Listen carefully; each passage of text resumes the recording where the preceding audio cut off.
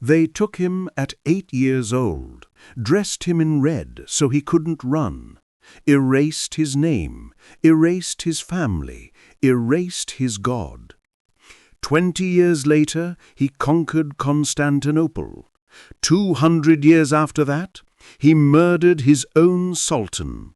This is the story of the Janissaries, the kidnapped boys who became the deadliest warriors in history, and then became something far more dangerous. You need to see this.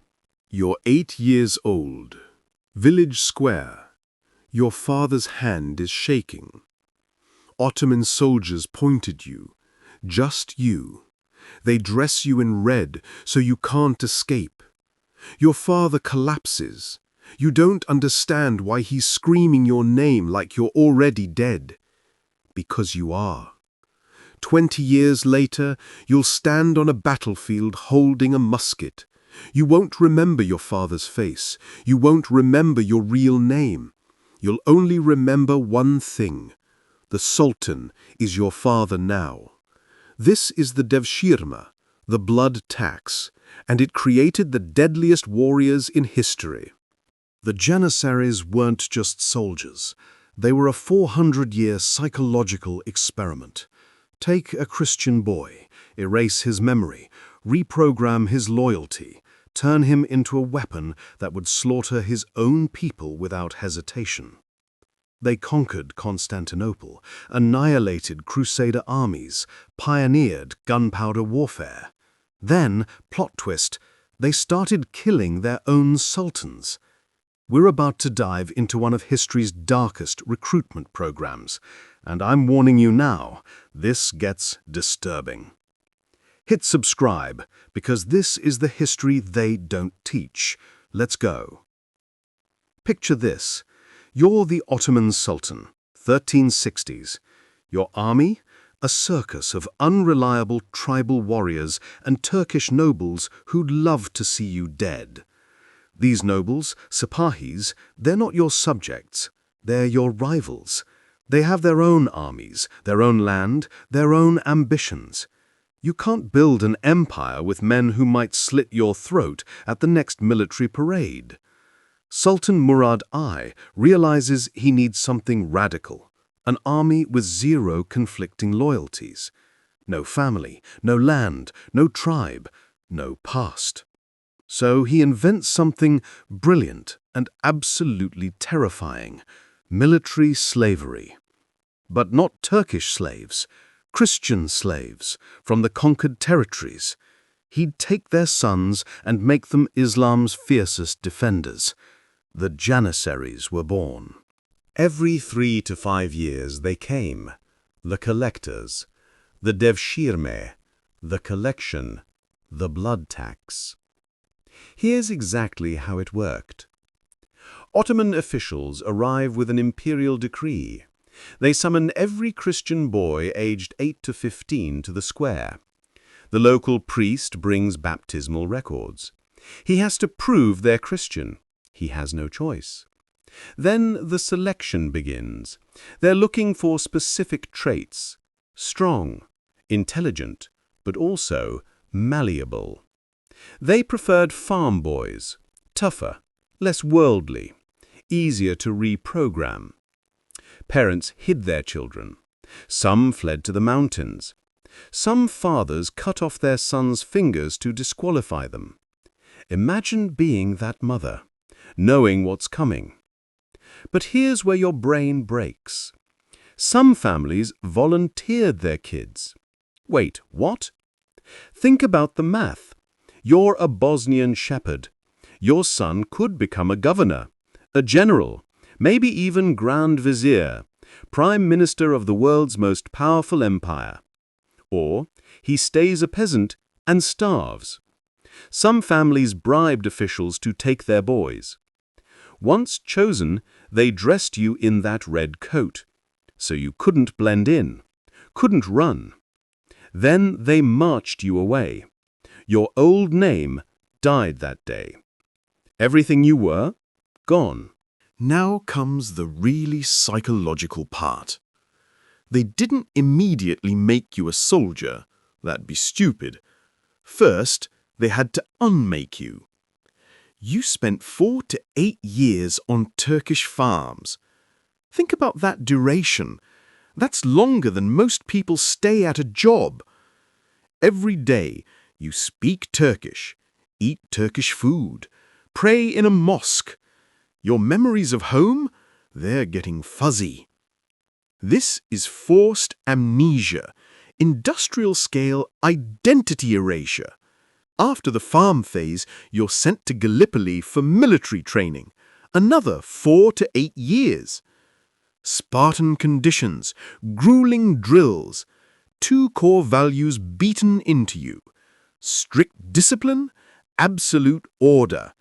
You don't question, you don't hesitate, you don't think.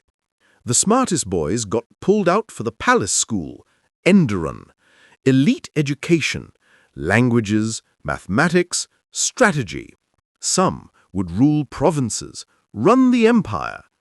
But most, you became the sword. By the time the system finished with you, you were peak human, physical perfection, combat expert, devout Muslim, and you'd die for the Sultan without a second thought. The genius? The empire took boys from conquered populations, future rebels, and turned them into the conquerors. They drained the Balkans of military talent while building an army with zero connection to Turkish politics. It's social engineering that wouldn't be seen again until the 20th century. Think Manchurian Candidate meets medieval empire building. So what did this nightmare system actually produce? Europe's first modern standing army since Rome, professional, year-round training, salaried. While Europe relied on seasonal peasant levies and drunk mercenaries, the Janissaries mastered gunpowder.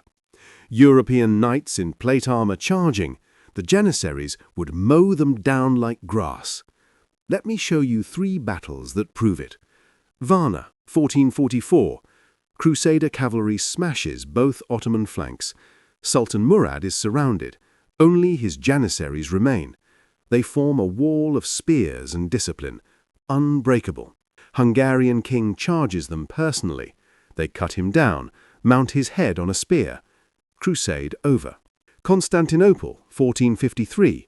The walls that held for 1,000 years. Mehmed the Conqueror unleashes the Janissaries at dawn. They overwhelm the defenses. Byzantine Empire ends. Mohács, 1526. Hungarian army charges across open field, confident, proud.